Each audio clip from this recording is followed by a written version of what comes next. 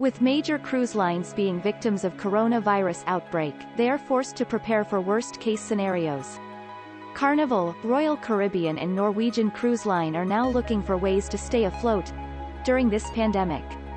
Hopeful that we'll be included and have the opportunity to have, at least a loan guarantee. We're not necessarily looking for an infusion of money, but at least a guarantee so we're able to access financing. The cruise industry received another blow on April 9, when the Centers for Disease Control and Prevention extended its initial no-sail order a further 100 days, pushing the potential resumption of the cruise industry's operations until late July. Carnival, the world's largest cruise operator, stealthily filed its first quarter earnings on Friday, giving insight into a company on its knees as it faces an unprecedented crisis, and disclosing a long list of risk factors to its business going forward. Reported profit dropped from $336 million in the first quarter of 2019 to a loss of $781 million in the first quarter of 2020. Carnival has raised $6.25 billion by issuing new debt and equity to investors. The company's share price has been down 80% since the beginning of the year. On April 6, shares jumped 25% when Saudi Arabia's public investment fund took an 8.2% stake in the company. Royal Caribbean has fully drawn down two of its revolving credit lines as the struggling cruise industry scrambles to stay in business while the coronavirus pandemic leaves ships empty and moored at docks across the world, the company said in a new securities filing. The company tapped $3.48 billion in backup financing between two revolving lines held by Nordea Bank and Scotiabank. Royal Caribbean said on Wednesday it would lay off or furlough about 26% of its workforce in the United States, affecting nearly 1,300 of its more than 5,000 employees in the country, as the coronavirus chokes international travel. Norwegian Cruise Line has hired Goldman Sachs to explore financing options that could include the sale of a stake in the company. Leaked emails had been exposed that Norwegian pressures sales team to mislead potential customers about coronavirus. Norwegian was employing sales tactics of providing customers with unproven and/or blatantly false statements about COVID-19 to entice customers to purchase cruises.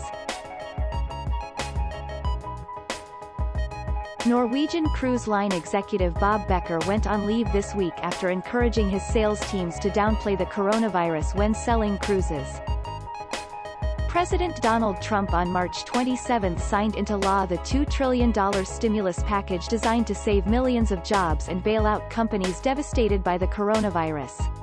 But when the dust settled, one hard-hit sector of the travel industry was left on the sidelines: the major cruise lines.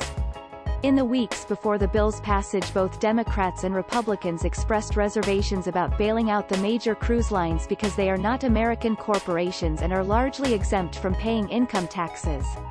Under the law, companies can only qualify for a loan if they are created or organized in the United States and under the laws of the United States. While the major cruise lines are all headquartered in Florida, they are incorporated in foreign countries. Carnival is registered in Panama, Royal Caribbean in Liberia, and Norwegian in Bermuda, specifically to avoid paying U.S. taxes. In 2019, Carnival paid us taxes of $71 million on $20.83 billion in revenue.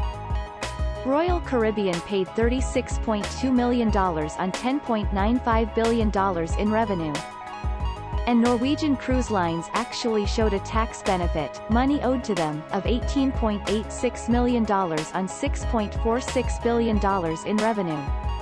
Which indicates that major cruise lines are paying less than 1% of taxes on its revenue earned.